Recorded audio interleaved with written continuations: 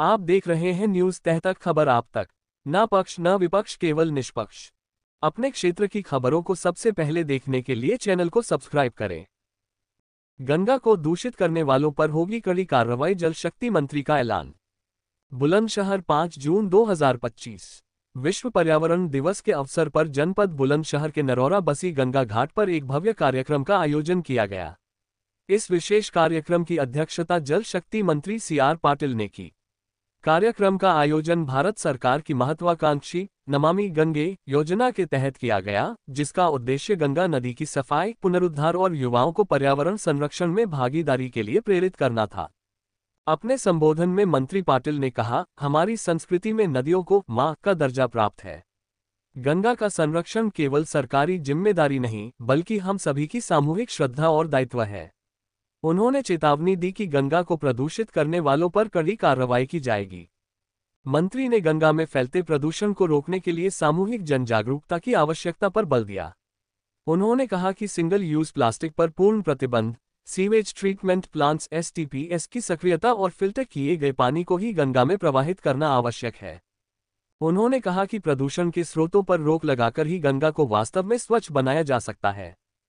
कार्यक्रम में नुक्कड़ नाटकों और सांस्कृतिक प्रस्तुतियों के माध्यम से गंगा की महत्ता को उजागर किया गया, जिसकी मंत्री पाटिल ने प्रशंसा की।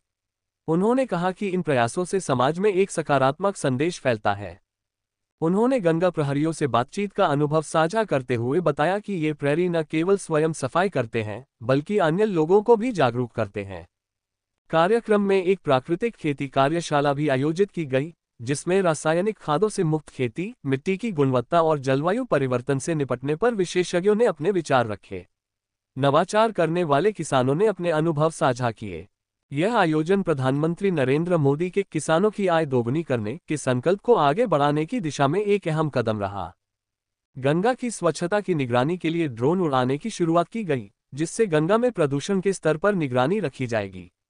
इस अवसर पर राष्ट्रीय नदी संरक्षण निदेशालय की रिपोर्ट का विमोचन भी किया गया, जिसमें पर्यावरणीय डेटा और चल रहे प्रोजेक्ट्स की जानकारी दी गई। जल शक्ति मंत्री ने राष्ट्रीय पुस्तक ट्रस्ट NBT द्वारा डिजाइन की गई एक मोबाइल बस का उद्घाटन किया, जो ग्रामीण और अर्ध शहरी क्षेत्रों में जाकर पर्यावरण शिक्षा और संवादात्मक गतिविधियों के माध्यम से जागरूकता फैलाएगी। मंत्री ने गंगा दशहरा के आध्यात्मिक और पर्यावरणीय महत्व को रेखांकित करते हुए कहा कि यह पर्व केवल पूजा का नहीं, बल्कि गंगा के प्रति हमारी जिम्मेदारी को समझने का भी अवसर है। इस आयोजन में राष्ट्रीय स्वच्छ गंगा मिशन के महानिदेशक राजीव कुमार मित्तल, जिलाधिकारी श्रुति शर्मा, विधायक डिबाई चंद्रपाल सिंह, विधायक अनूप शहर संजय शर्मा, विधायक स्याना देवेंद्र सिंह लोधी तथा अनेक अधिकारी और जनप्रतिनिधि उपस्थित रहे। ये कार्यक्रम गंगा संरक्षण के प्रति भारत सरकार की प्रतिबद्धता और जन सहभागिता के माध्यम से सतत विकास की दिशा में एक सशक्त पहल का प्रतीक बन गया।